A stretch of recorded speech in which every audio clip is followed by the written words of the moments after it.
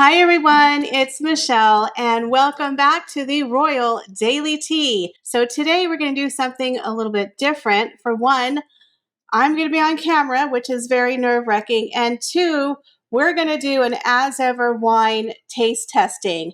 So I have 6 different bottles of wine that we are going to compare against Meghan Markle's as ever wine, and we're going to see how it stacks up. So you guys, you know what to do. Sit back and relax, grab yourself a beverage, and let's get into the Royal Daily Tea.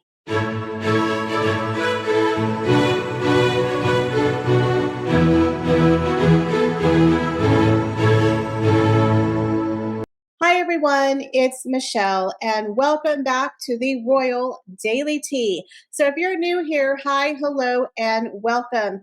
We discuss all things royal here on this channel, and I'm working really hard to get to 50K subscribers. So I really hope if you enjoy this content that you will consider like, sharing, and subscribing. Now let's get into today's video. So before we get into the actual taste testing, I thought that we would do a little bit of a comparison in regards to the aesthetics and the pricing of the wine bottles.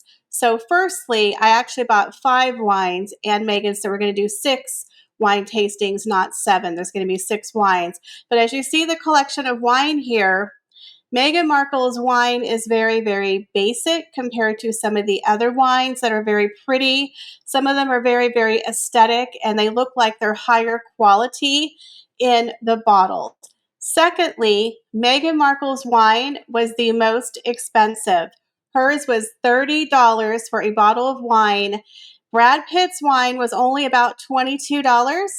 Cameron Diaz's wine was about $18, and another wine came out to about $21. But Meghan Markle's, the most basic looking wine, was $30. And the rest were between $14 and $18. Meghan Markle's was $30. She also has the most alcohol out of all of the other rosés, higher than the rest that are between, I think, 11 and 12. Hers is still the highest in alcohol content. So with that being said, let's go into the wine tasting. So the very first wine that we are going to taste is Meghan Markle's 2024 Napa Valley Rosé. Now they say this has a very delicate balance with soft notes of stone fruit, a gentle minerality, and a lasting finish. Reminiscent of the finest Provençal styles, this thoughtfully crafted blend is perfect for summer's end. Okay, here it is. This is as ever. So I went ahead and opened it because it was a cork. And one thing I will say is that Meghan Markle is one of the only people who has a cork still. So, yeah. Okay. And this has 12.5 alcohol. Okay, smells like a typical wine. Okay.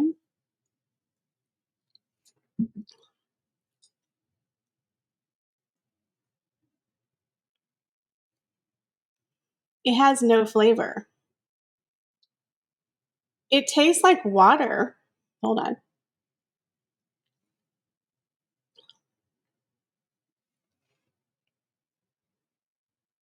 Okay. I feel like this wine is kind of watered down with water. It tastes weird. Like, did they put mineral water in here with the wine? It kind of reminds me of a very cheap wine that they would serve like at somebody's wedding, where they were like bargain basement cheap wine, like at an open bar that's just been sitting there. It's kind of stale, but you're drinking it because it's the only thing to drink and it's free. This is like, it tastes stale. And I literally had it on ice. And it's been sitting here for maybe 30 minutes, but it shouldn't be stale. It was closed. This is, I'm not trying to be mean, but it tastes very stale, almost watered down. Like, this is weird. Okay. I'm not really, again, it tastes like wine that's been sitting out for 10 hours and it's a cheap wine at someone's wedding or like an open bar where it's free. It's kind of stale, not a lot of flavor. almost like it's been infused with minerality, which is mineral water, I guess. It's a very flat tasting rosé. Again, it's a very cheap tasting rosé. Is it worth $30? Try again.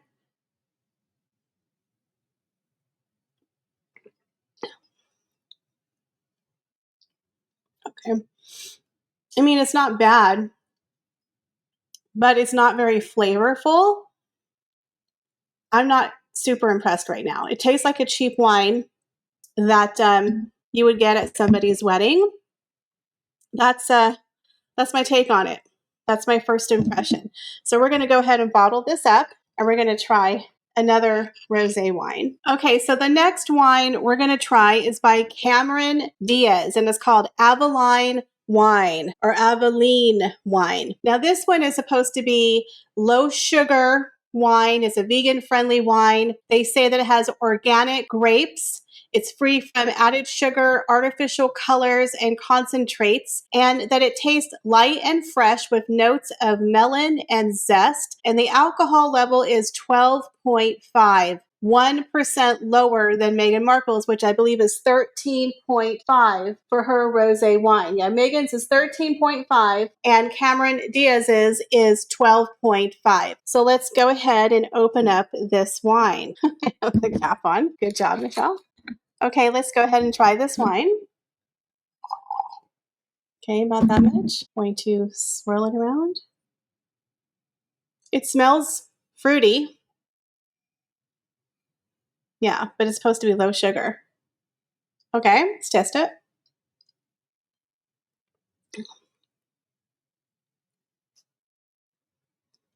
Okay.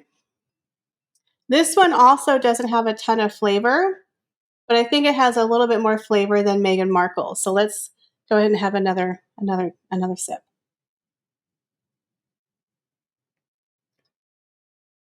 Okay. I'm definitely tasting a little bit more of a fruit flavor, kind of like a melon. This is actually very smooth, nice. I would definitely say it's a lot crisper than Meghan's. Tasted very stale and kind of flat. This one has a little bit of a crisper, fruitier flavor. Not bad. Okay, now this one was $18.99. Meghan's was $30. And they're the same size. And I think it's nice. I don't think it's bad. Is it the most flavorful wine? Again, I'm not a rosé connoisseur, but out of the two so far, I am definitely liking Cameron Diaz's more than Meghan Markle's. That is for sure. So the very next wine is Josh wine. This is a very popular wine with a lot of people. It is reasonably priced at about $16. Now the alcohol level is also 12.5, 1% less than Meghan Markle's As Ever wine, which is still 13.5 and 1% lower than her original, I think had 14.5. Now they say this is a very crisp, light-bodied, refreshing, and bursting with bright citrus. Our rosé is a warm summer sunset in a bottle. The flavor notes on it are strawberries, white flowers, stone fruits. In the glass, you'll taste citrus, white peach, and strawberries. So this one sounds very promising. So off the bat, this one smells really, really nice. Smells very fruity. Oh, this one has more of a taste.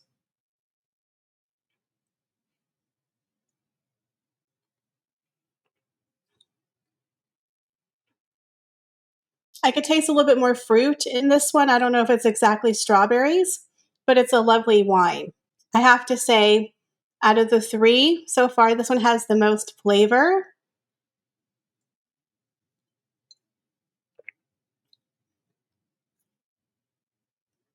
I like this one. The Josh wine is really, really good. It's more full-bodied, and it definitely has a more of a fruity taste. I would say that Meghan Markle's As Ever was very flat, almost like it was mixed with mineral water, and it just tasted very stale. And I had them in the fridge, guys, overnight. I just took them out about 30 minutes ago before I started filming, and it tasted very flat. Cameron Diaz's Aveline wasn't bad. It had more flavor. But the Josh wine so far, guys, I think is a lot more fruity than As Ever and Cameron Diaz's wine. So far, I would say the Josh wine, which is about, I think, $16, is the clear winner out of these three wines. And now I'm going to get the other three wines that are a little bit higher price point, and we're going to test those out. So the next wine we're going to talk about is Brad Pitt's wine. Now this comes from their chateau in France, where Brad Pitt and Angelina Jolie are currently fighting over this chateau. Now this is a very nice looking bottle. It is called Marabal Provence, and it does have an alcohol level of about, I think, 13%. So it's very, very close to Meghan Markle's, which is 13.5%.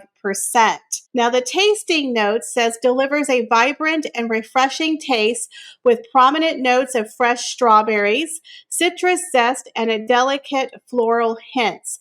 The wine's crisp acidity is balanced by a smooth, elegant finish, making it a versatile choice for a range of occasions. Whether enjoyed with a sunny afternoon or paired with a summer meal, Marabal Rosé offers a delightful and sophisticated sip. And this also does have a cork, much like Meghan Markle's wine. So let's go ahead and give this the old taste. Okay, so let's go ahead and try Brad Pitt's wine. First of all, it smells really, really good.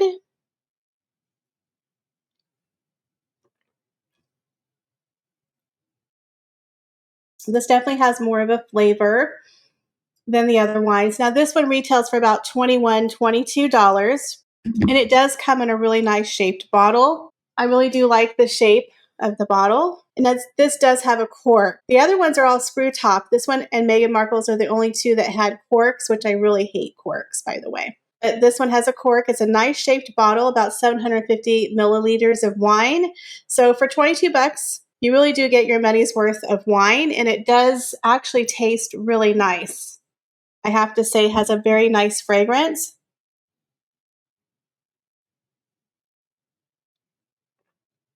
It definitely has more of a full body taste than the other wines. So compared to Meghan Markle's Aveline and Josh, this kind of tastes similar to Josh. I'm going to be honest. It kind of tastes a lot like the Josh wine. I'm not tasting a big difference, but it's definitely better than Meghan Markle and Cameron Diaz's wine. Has more flavor, but it kind of tastes like the Josh wine. I'm going to be honest. I don't know if I could tell the difference between the two, but that's a nice wine.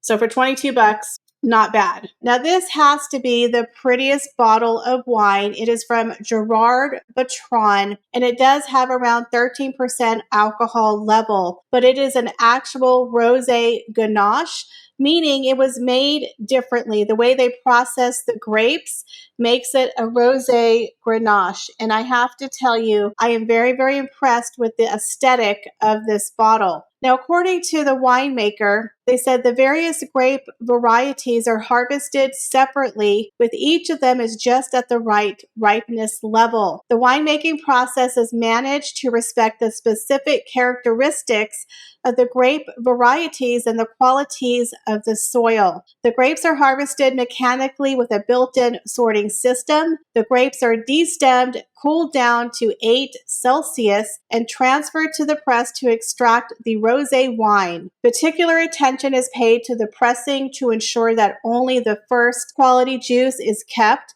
The juice is left to settle according to the precise aromatic profile is being targeted. The fermentation lasts between 15 and 30 days. Now, the tasting notes are supposed to be a very soft, pale, brilliant pink, with the blushes tints developing over time. Now, the tasting notes say it's a very soft, pale, brilliant pink, with the blushes tints developing over time. The bouquet releases aromas of summer fruits, red currant floral notes of rosé, along with hints of grapefruit, complete the picture. Now, this bottle is so beautifully made, aesthetically pleasing.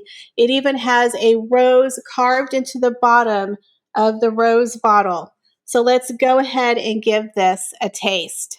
Here's the wine bottle. It is so pretty. And what I like is it has a really nice stopper already built in the wine. You don't even have to have a wine stopper. It's high quality. And then here is the bottom. It's a rose. It is such a beautiful bottle. I think this is something you could buy, as a hostess gift, a Christmas gift, an engagement gift, a housewarming gift. This is a really pretty bottle of wine that I think people would like to keep on their bar. So let's go ahead and taste it. Now, again, it is a Rosé Grenache, processed a little bit differently than a normal Rosé wine. Okay, it smells really nice. Okay. Oh, this is really nice. This is really nice. Out of all the wines I've had today, this is the most flavorful rosé wine.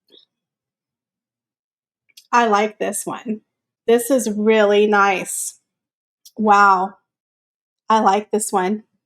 And look at this bottle. Look how beautiful this bottle is. This would make a great gift for any hostess, any party. Put it on your bar. Someone actually left a comment that they liked the bottle. It's a beautiful bottle. It's very well made. And I like the fact it comes with a stopper. It's not a cork. You don't have to buy your own stopper. It has a stopper already in it. It's a very, very nice bottle, and it tastes fantastic. So I think this is my favorite so far. I do have one more to taste. One more, guys. So for the last wine that we're going to taste, I asked the lady at the liquor store, what is the best-selling rosé wine? And she said it was a wine called Delator, and this is also a Grenache rosé wine. And if you go to the website, it basically said it's a textbook Southern French rosé, soft and fruity with plenty of crushed strawberry and red jam flavors, integrated with a little spice and ripe cherry vanilla. This gem can be enjoyed from the hot summer nights at the pool to a festive winter. This one was also retailing for around, I think, $16. And it's another Grenache wine. So we're going to see what this one tastes like. Now, this is also a Grenache rosé wine. So we're going to see how this one tastes. It smells really good. Oh, that tastes really nice. I definitely could taste the fruit, the strawberries in this one.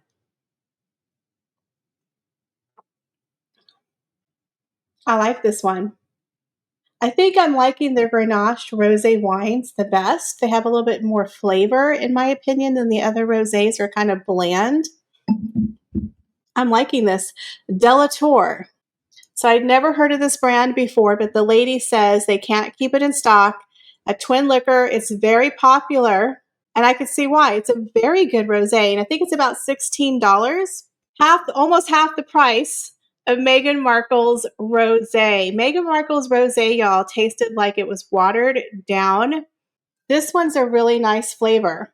So I'm going to tell you, out of all the 6 wines that I tasted, I really like the Grenache rosé wines the best, which are going to be the Delator, which was the best seller at Twin Liquor, and of course the beautiful bottle of Côte de Roses. These were the 2 best tasting rosé wines, in my opinion, and they were between $16 and $18, which is half the price of Meghan Markle's wine. Now, even Brad Pitt's was about $22. It was okay. And Cameron Diaz's wine was around $19. It was okay. Meghan Markle's wine tasted very flat and was watered down. I don't know what that minerality is, but it tasted like a cheap wine at a wedding that you would just drink at an open bar because it's free. It was very flat, and I didn't have it sitting out, guys, for very long. It was chilling in the fridge like all the other wines. It also had the corkscrew, which I will insert the photo that Meghan Markle put the as ever on her corkscrew, but it seems like most of the wines tend to be screw top,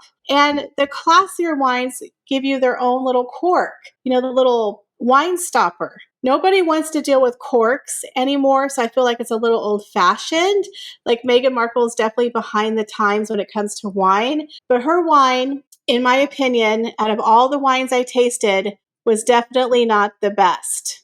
So I'm going to have to say, out of all the 6 wines that I tasted today, my 2 favorites are the Grenache Rosé wines, which were from Delatour and from Côte de Roses, which has the beautiful stopper in the wine. Now, the takeaway that I have from this is that Meghan Markle's wine tasted really, really flat. Like it had been sitting out for hours. It was very flat, kind of watered down. Cameron Diaz's wine was a little bit better than Meghan Markle's, but for $18, I would have expected a little bit more of a flavor. The Josh wine I thought was actually pretty decent. I didn't mind the Josh wine. Brad Pitt's wine tasted almost like Josh's wine to me. I couldn't find much of a difference between the Josh wine and the Brad Pitt wine, but I have to say the Grenache Rosé wines were definitely more fragrant and they were more flavorful where you could actually taste the fruit in the wine. So is Meghan Markle's wine worth $30? No. Her wine was the most expensive and had the most watered down taste. In my opinion, if you're going to spend your money, go get yourself a Grenache Rosé, or better yet, just get the Josh wine. It was actually pretty decent for around $16. So Meghan Markle had the most alcohol content. It was the most expensive, but it was the worst tasting wine, in my opinion. So let me know what you guys think about this wine taste testing in the comments. And did you like seeing me on camera? Let me know if I should appear on camera in the future if you want to see more of me on screen. Anyways, thank y'all so much for stopping by my channel, and I hope to see y'all in the next video. Bye, guys.